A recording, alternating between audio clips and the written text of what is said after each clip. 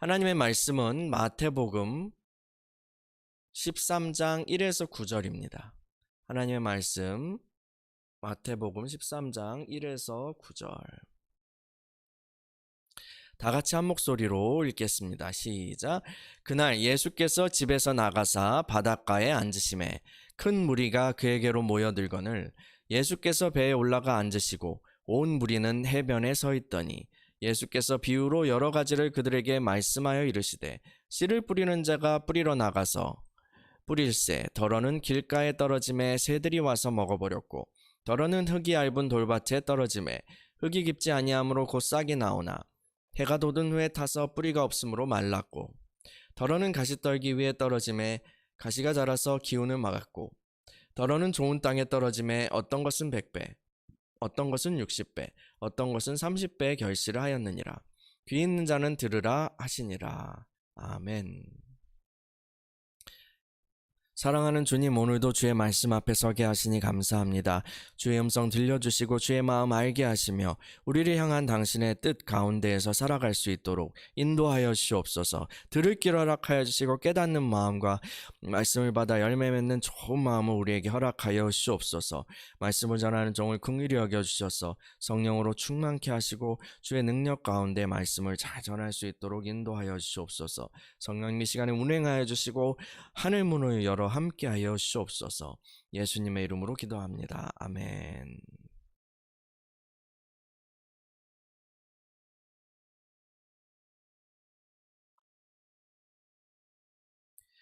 네, 오늘 말씀의 제목은 복 주심과 복 누림 사이에서입니다.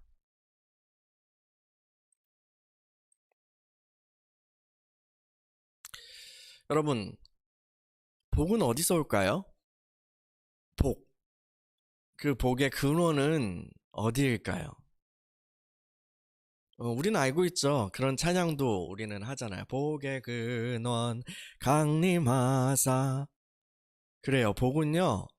복의 근원은 삼위 하나님이십니다. 복은 삼위 하나님으로부터 오는 것입니다. 우리 주님이 바로 복의 근원이시고 우리 주님이 바로 복이십니다. 하나님은 그 존재가 복 그 자체이십니다. 우리가 태양을 가까이 하면 뜨거워지는 것처럼 하나님을 가까이 하면 그 자체로 복이신 하나님을 가까이 하면 복을 받게 되는 것이죠. 하나님은 항상 만물에게 복을 주시는 분이십니다. 지금도 하나님께서는 우리에게 복을 주시기 원하시고 또 복을 흘려보내고 계십니다. 하나님의 이러한 자비로우심과 사랑에도 불구하고 우리 중 많은 사람들이 하나님이 주시는 그 복을 충만하게 누리고 있지 못하다는 것은 참 비극이 아닐 수 없어요. 어떤 분들은 이렇게 말해요. 나는 복을 구경도 못 해봤어요. 라고 그렇게 혹시 그렇게 속으로 말씀하시는 분 계신가요? 하나님, 나에게는 왜 복을 주시지 않아요? 항변하고 싶은 분도 계실지 모르겠습니다. 그런데 여러분, 그건 오해입니다. 복의 근원이신 하나님은 우리에게 복을 주시기 원하시고 복을 지금도 흘려보내고 계십니다. 그 복을 주시는 하나님과 복을 받지 못한 우리의 삶, 우리의 인생, 이 괴리감을 어찌 해야 될까요? 오늘 우리 주님께서 하신 복음서의 유명한 말씀, 씨 뿌리는 비유, 이 말씀을 통해서 그 문제를 함께 묵상해 보았으면 좋겠습니다.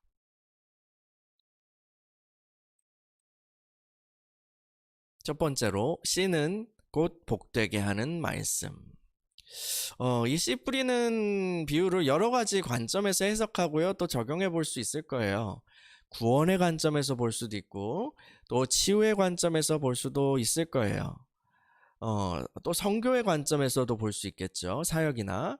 저는 오늘 복의 관점에서 이 본문을 여러분과 함께 읽어보려고 합니다.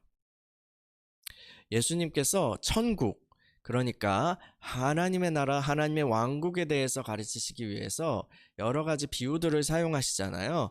그 중에 하나가 바로 씨 뿌리는 비유입니다. 씨를 뿌리는 자가 나가서 씨를 뿌렸어요. 그 씨 중에 일부는 길가에 떨어졌어요. 길가에 떨어진 씨는 곧 새들이 와서 먹어버렸죠. 어떤 씨들은 흙이 얇은 돌밭에 떨어졌습니다. 이 씨들은 싹은 빨리 나왔는데 해가 뜨겁게 비치니까 해가 돋은 후에 뿌리가 말라서 죽어버렸어요. 다른 씨들은 가시떨기가 자라고 있는 그런 땅에 떨어졌습니다. 싹이 트고 어느 정도 자랐지만 가시떨기에 그 기운이 막혀서 잡초에 가장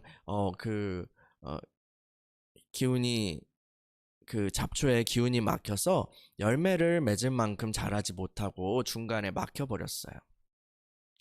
또 다른 씨는 좋은 땅에 떨어졌습니다. 이 씨들은 잘 자라서 100배, 60배, 30배의 열매를 맺었습니다. 이 비유만 들어서는 도무지 무슨 얘기인지 의미를 알지 못할 것을 아셨는지 주님께서는 이 비유를 설명해 주시죠. 씨를 뿌리는 자의 씨앗은 천국 말씀입니다. 씨앗은 천국의 말씀입니다. 그리고 결과가 다르게 나타나는 여러 땅들은 그 말씀을 듣고 받아들이는 여러 사람들의 유형을 가리킨다라고 주님 설명해 주시죠. 씨는 천국이에요. 씨는 천국, 곧 하나님 왕국의 하나님 나라의 말씀입니다. 말씀 하니까 뭔가 이거 해라, 너는 이거 해라, 또 이거는 너는 저거는 하지 마라 하는 율법이나 계명 혹은 어떤 종교의 교리들을 떠올릴지도 모르겠어요. 그래요. 말씀에는 이것도 포함됩니다. 그러나 이 말씀은 보다 근원적인 것입니다. 보다 근원적인 거예요. 이 말씀은 태초에 하나님께서 천지를 창조하셨던 그 하나님의 말씀입니다.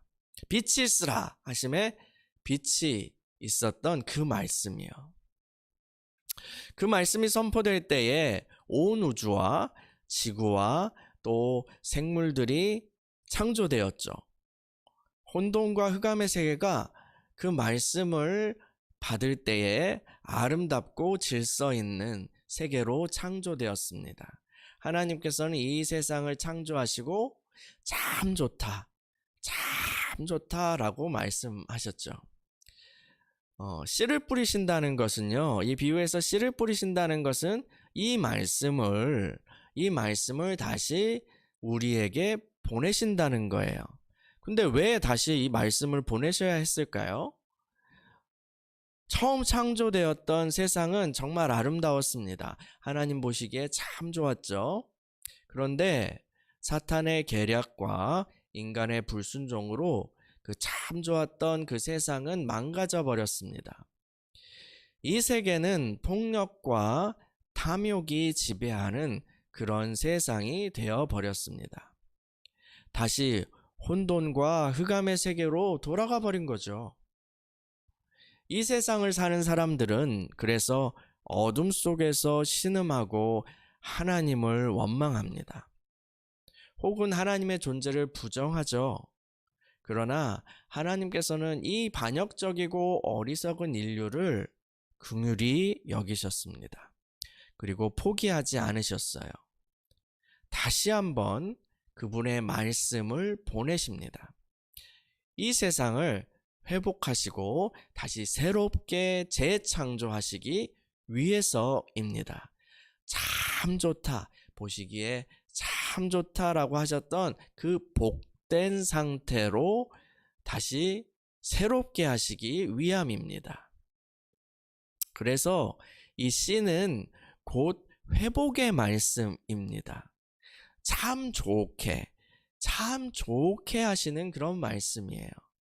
하나님이 없어서 비참하게 된, 하나님이 없어서 비참한 지경에 놓인 그런 모든 것을 만물을 다시 참 좋게 회복시키는 그런 말씀인 것입니다. 이 말씀을 받을 때에 우리의 존재와 삶이 새롭게 되고 참 좋다라는 상태로 변화되는 거예요. 다시 말해 우리 삶에 하나님의 복이 나타나게 되는 것입니다. 여러분, 개인의 삶에서 이 말씀이 열매를 맺을 때에 어떤 모양으로 나타날까요? 그 하나님이 참 좋게 하시는 말씀을 보내셔서 그것이 우리 삶에 심겨지고 열매를 맺을 때에요. 그것이 어떻게 나타날까요? 이 그림 한번 보세요. 제가 동그라미 몇 개로 표현을 해봤는데요. 어, 그 말씀이 이제 내면의 변화를 일으킬 거예요. 내면의 복으로 나타날 거예요. 평안해지고 또 혈기나 우울감이나 이런 것들이 치유되고 평안과 기쁨으로 바뀌어질 거예요. 변화될 거예요. 제 대신 화관을, 슬픔 대신 기쁨을 주시는 분이 우리 하나님이시거든요. 그리고 마지막 때에 새하늘과 새 땅에는 다시 눈물 흘리는 것이 없다라고 하셨어요. 주님께서는 그 기름 부음 받으시고 그 이사야의 구절을 읽으시면서 기름 부음 받은 자는 마음 상한 자를 고치신다라고 말씀하셨어요. 그래서 마음 상한 자를 고치시는 게 주님의 복되게 하시고 참되게 잘 되게 하시는, 참 좋게 하시는 그런 말씀의 열매로 나타납니다. 또 관계의 복으로 나타나요. 관계요. 복잡하게 헝클어졌던 관계들이 풀어지게 될 것입니다.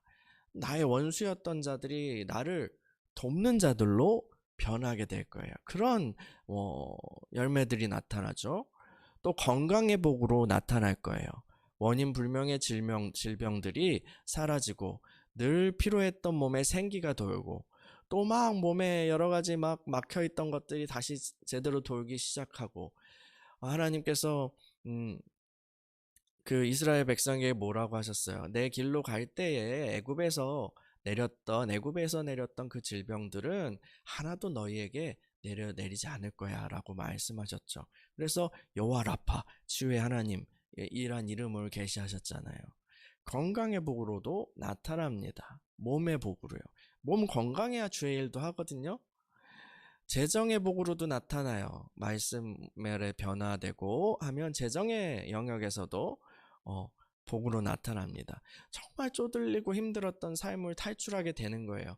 누구나 다 백만장자가 되거나 그런 건 아니겠죠. 하나님의 부르심을 따라서, 믿음의 분량을 따라서 하나님께서 맡겨주시는 그런 것들이 다르겠지만, 그러나 적어도 너무 쪼들리고 힘들고 막 그런 삶에서 주님께서는 해방시켜 주시는 거예요. 주님께서 벌거벗으심으로 우리가 부유하게 되었다 라고 성경은 이야기하죠. 주님께서 채워주시는 은혜로 내가 또 가난에서 벗어나게 될 뿐 아니라 다른 사람들을 사랑으로 구제하고 섬기는 그런 복을 받게 될 것입니다. 여러분, 이런 또 복들을 받게 되고 이 말씀이 내면에 심겨지고 열매를 맺고 우리 삶에 나타나면 결국 여러분의 부르심을, 하나님께서 우리를 부르신, 이 땅에 부르신 그리스도의 몸 가운데서 삼으신 그 부르심을 찾게 되고 또 올바른 위치에서 주님을, 교회를, 세상을 섬기게 될 거예요. 그런 것들이 이제 우리 삶에 복된 말씀이 열매를 맺을 때 나타나는 현상들인 거죠. 이 가을날에 이러한 복들이 저와 여러분들의 삶에 실제화되기를 축원합니다. 그런데 이 복들은요, 천국 말씀이라는 그 씨앗의 열매라는 걸 꼭 기억해야 해요. 천국 말씀을 다른 표현으로 하면 하늘 뜻이라고 할 수 있어요. 하늘의 뜻이요. 하늘의 뜻은 하늘에서 이미 여러분은 복을 받았어요. 하나님 마음속에서 이미 여러분은 복을 다 받았어요. 하나님 마음속에서는 복을 다 받았어요. 그런데 하늘의 뜻이 하늘에서 이룬 것 같이 땅에서 이루어지기를 우리 기도하잖아요.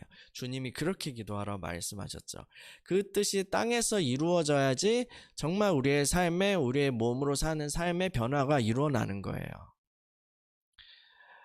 인간의 타락 이전에는 하나님이 말씀하시면 바로 그냥 전 존재가 그걸 튕겨내거나 거부하거나 왜곡하지 않고 전 존재가 하나님 말씀하시면 그냥 그대로 아멘으로 받는 거예요. 그래서 그 걸림 없이, 그 저항 없이, 손실 없이 그 복이 바로 이루어졌죠. 하늘의 뜻이 바로 땅의 뜻이었던 거예요. 그런데 타락 이후에는요, 하나님이 빛이 있으라, 빛이 있으라, 빛이 있으라 라고 해도 도무지 듣지 않고 왜요? 왜요? 라고 의문을 제기하고 의견을 제시하고 막 거부하는 거예요. 그러니까 하나님 말씀이 와도, 복된 말씀이 와도 복이 되지 않는 거죠. 그래서 그래서 우리 주님께서 4가지 땅에 대해서 말씀하고 계시는 거예요. 말씀을 받는 4가지 유형에 대해서 주님 말씀하셨죠. 하나님이 말씀하실 때 어떤 사람들은 길가와 같아요. 여러 사람들이 지나다녀서 딱딱하게 굳은 땅, 길가가 그렇잖아요.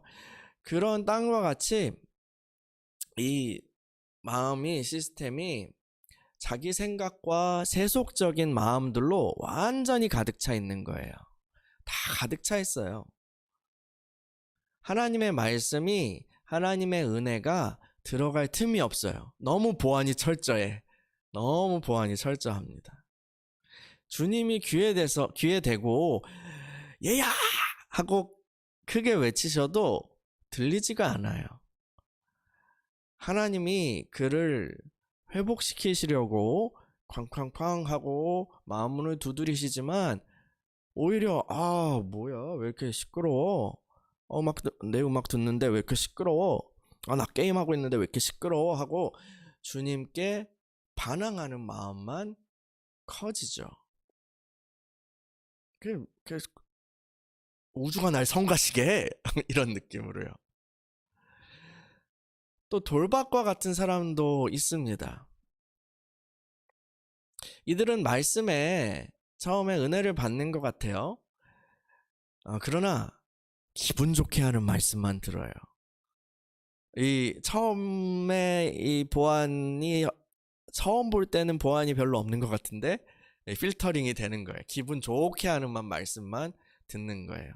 더 깊숙하게 들어가진 않아요. 그리고 어떤 말씀도 그 필터링을 통해서 해석하는 거예요. 자기 기분에 좋게. 그러니까 하나님이 책망하시는 말씀을 해도 그걸 나한테 적용해야 되잖아요. 그런데 김 집사가 안 왔네.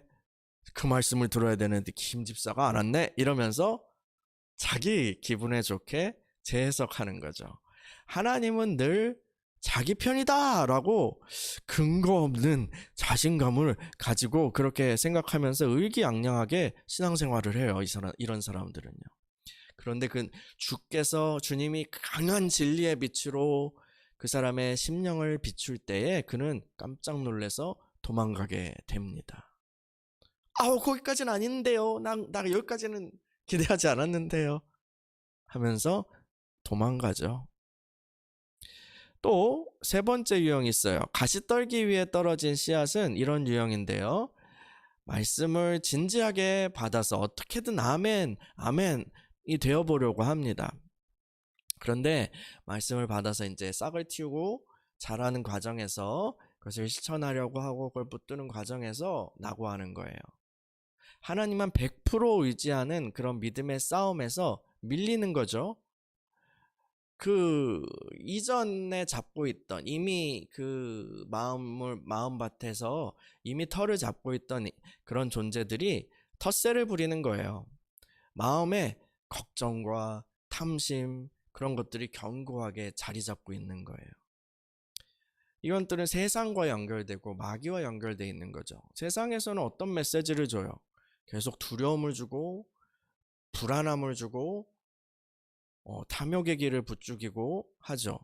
그렇게 세상의 길로 끌어당깁니다. 그것은 믿음의 길과 하나님의 뜻과 정반대죠.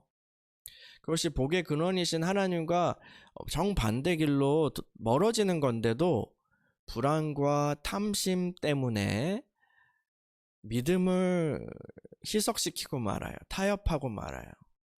이러한 사람은 매우 억울하겠지만 앞에 다른 유형과 같이 복을 누리지 못합니다. 마음만 오히려 더 괴롭죠. 차라리 길가밭 쓴 마음이라도 편하지. 거짓된 걸 그냥 아예 믿어버리면 되니까요. 그죠? 근데 이제 이 가시떨기밭 같은 사람들은 도망가지도 못하고 돌밭같이 도망가지도 못하고 그냥 마음의 갈등이 항상 있는 거예요. 그러면서 맨날 패배해요. 굉장히 억울한 타입이죠. 우리는 좋은 땅과 같은 사람이 되어야 하겠습니다. 이 유형은요, 하나님의 말씀이 나를 복 주시기 위한 것이라는 것을 이제 완전히 신뢰해요. 그런 믿음이 있어요. 하나님이 주시는 것은 다 좋은 것이다 라는 것을 신뢰하는 그런 믿음이 형성되어 있습니다. 그분의 선하심을 신뢰하는 마음이요. 자신의 생각이나 세속의 지혜보다 하나님의 말씀을 더 의뢰하고 신뢰하죠. 듣기 좋은 하나님의 말씀에도 감사하고 또 다소 듣기 싫은 하나님의 말씀도 튕겨내지 않습니다. 주님께서 죄를 지적하실 때에 합리화하거나 변명하는 것을 멈추고 깊이 반성하고 죄와 싸웁니다. 눈앞에 보이는 손해를 감수하고라도 주님의 말씀에 아멘 하고 순종하려고 하고 실제로 그렇게 하죠. 천국의 말씀은 이러한 사람을 내면 깊숙한 곳에서부터 새롭게 창조하시기 시작합니다.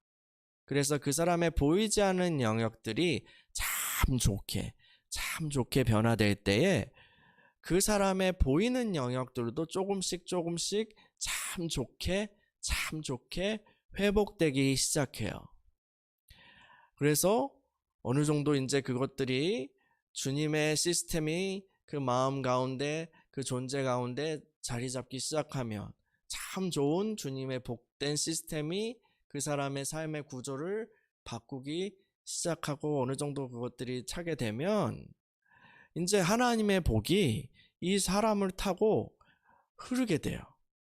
하나님의 복이 이 사람을 타고 관계된 모든 것에 사람들에게 또 존재들에게 흐르게 됩니다. 그래서 그 자신뿐 아니라 관계된 모든 것들의 하늘의 뜻이 이루어지는 것을 돕는 사람이 되죠. 그런 촉매제가 되고 통로가 되는 거예요. 그래서 관계된 모든 것들이 그 사람으로 인해서 잘 되는, 참 좋게 되는 것을 이제 보게 되는 거예요. 그는 시냇가에 심은 나무가 철을 따라 열매를 맺으며 그 잎사귀가 마르지 않음 같이 그가 하는 모든 일이 다 형통하리로다. 이 말씀이 이제 이루어지는 거죠. 여러분, 우리가요 다 이렇게 복 있는 사람이 되기를 원합니다. 그런 복을 받으시기를, 그런 복을 누리시기를 축원합니다. 할렐루야, 아멘. 세 번째, 마지막 하나만 더 얘기할까요? 반드시 너를 복주고야 말리라. 하나님께서는 저는 저뿐만 아니라 우리 모두가 그 하나님의 복을 받고 누리고 또 더 풍성하게 누릴 뿐만 아니라 그것을 흘려보내는 통로들이 되기를 간절히 바랍니다. 우리 성도님들 또 우리 교회에 나오시는 그런 성도님들에게 저는 그런 마음으로 기도하고 또 목회를 감당하고 있죠. 근데 이러한 제 마음은 우리에게 복 주시기 원하는 하나님의 마음, 아버지의 마음에 비하면 아무것도 아닙니다. 비교할 수 없죠. 주님께서는 우리가 정말 복받기 원하세요. 반드시 너를 복 주고야 말리라 라고 굳게 결심하신 분이 주님이세요. 주님께서는 우리의 마음이 아까 얘기한 4가지 유형 중에 어떠한 상태의 땅이든지 어떠한 유형이든지 주님께서는 너를 복 주고야 말리라 라는 것을 포기하지 않으십니다. 반드시 내가 너를 복 주고 말겠다 라는 강한 의지로 우리에게 다가오시죠. 그래서 우리의 땅을 막 갈아 엎으시고 기름지게 비료도 주시고 결국 좋은 땅으로 만들고 마는 것이 하나님의 마음이에요. 아버지의 사랑입니다. 근데 제가요, 아버지의 사랑 이렇게 표현했지만 이건 듣기에 따라서 꽤 무서운 말이 될 수 있습니다. 왜냐하면 좋지 않은 땅을 개간한다는 것은요, 땅을 부수고 돌덩어리를 빼고 잡초도 빼고, 때로는 예전에 화전 있잖아요. 화전민들 이렇게. 그리고 화전 가꾸려면 어떻게 해요? 불을 그냥 싸질러 버리잖아요. 그렇게 갈아야지 가능한 겁니다. 처음에는 하나님께서 이제 호미 같은 작은 농기구로 요 돌을 좀 빼지 않을래? 요거 톡톡톡 나랑 같이 여기 좀 거르자. 여기다 내가 좋은 걸 심을 거야 라고 그렇게 사인을 주세요. 그러면 사람이 잘 알아서 잘 깨닫고 센스 있게 네 주님 하고 돌 빼가지고 이제 잡초 뽑고 열심히 자기가 그 하나님의 말씀에 협조해야 되잖아요. 그런데 안 듣는 거예요. 뭐요? 이거 뭐 예쁜데 이거 돌이 아니고 이거 조형물이에요. 조형물. 이거 조각이에요. 예쁘죠? 여기 둬도 돼요. 하나님 이건 보석이에요. 보석이에요. 하나님 이거는 제가 좋아하는 그 수석이에요. 수석이에요. 막 그러면서 돌을 막 지켜요. 그리고 또 막 잡초를 못 뽑게 해요. 이 잡초 얼마나 이쁜데요. 내가 얼마나 소중히 여기는 건데요. 너무 소중한 건데 안 돼요. 이 잡초에 생명이 있거든요. 하나님 안 돼요. 그럼 하나님이 이제 호미를 그래 하면서 호미를 이렇게 쫙 주머니에 넣으시죠. 그런 다음에 어떻게 해요? 하나님 가세요? 하나님은 우리에게 어떻게 하신다고? 복 주기를 반드시 너를 복 주고야 말리라. 그러면 어떻게 해요? 하나님이 소를 끌고 오시죠.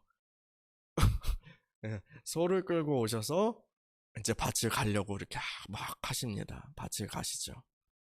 근데 그렇게도 안 되면 이제 트랙터 막 이런 기계들을 가지고 오시는 거예요. 우리의 삶에 닥치는 각종 여러 난관들은 사실은 우리에게 너를 반드시 복주어야 말겠다라는 하나님의 의지에서 비롯되는 것이 많이 있습니다. 그래서 여러분, 그냥 하나님이 호미 가져오실 때 우리가 알아서 잘 협조를 하는 게 좋죠. 우리 삶에 하나님이 우리의 밭에 소를 막 가지고 오시기 전에, 트랙터가 들어오기 전에 주님의 말씀에 잘 협조를 잘 하기를 축원합니다. 가장 중요한 건 주님의 말씀을 가까이 하는 것이죠. 종교 생활로서의 성경을 읽는다라는 것에 만족하는 것이 아니라 그 마음을 다루시고 우리를 변화시키시고 또 살아계신 하나님께서 우리의 존재를 가운데 하시는 그런 작업들을 알기 위해서 말씀을 가까이 하자고요. 그 하나님의 마음을 더 잘 알기 위해서요. 하루에 한 장이라도 성경을 읽는 시간을 가지십시다. 우리 공동체 성경 읽기 하잖아요. 꼼꼼히 한 장씩 읽는 거 참 좋아요. 그래서 성경을 하루에 한 장씩이라도 그렇게 읽는 시간을 갖자고요. 또 그 일상의 모든 순간순간 그 주님을 염두에 두고 살아가려고 우리가 훈련해야 돼요. 하나님의 임재 연습이죠. 하나님의 임재 연습이요. 모든 순간순간 지금 주님이 어떤 마음이시지? 라는 것을 염두하려고 해야 돼요. 지금 주님이 지금 나와 함께 하시는데 그분은 마음은 어떠시지? 이것이 뭐 실시간으로는 잘 안 될 수 있지만 처음부터 근데 밤에 기도할 때 그런 것들을 하는 거죠. 그게 기도의 기본이거든요. 자기 삶을 쭉 리마인딩 하는 거예요. 밤에 기도할 때 아침에 일어나서부터 삶을 쭉쭉쭉쭉쭉쭉쭉 하면서 거기에 주님의 마음을 느껴보는 거예요. 내가 뭐 이 사람한테 했던 말들, 저 사람에게 화를 냈던 것들, 애기를 한 대 쥐어 박았던 것들, 뭐 이런 것들 하면서 하나님의 마음을 느껴보는 거예요. 하나님이 어떻게 생각하시는지. 그러면서 회개하기도 하고, 또 감사하기도 하고, 간구하기도 하고 하는 게 그게 기도예요. 또 이렇게 교회로 모여서 예배를 드리는 것은 가장 기본이죠. 이것은 율법이 아니라 규칙이기 때문에 해야 되는 게 아니라 이 주님의 말씀과 은혜를 공동체적 차원에서 또 그리스도의 몸으로서 공급받을 수 있는 가장 기본이 되고 가장 중요한 시간이 이러한 함께 모이는 예배 시간이기 때문입니다. 주일 예배요.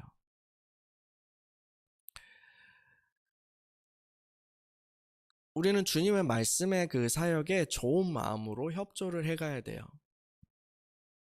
뭐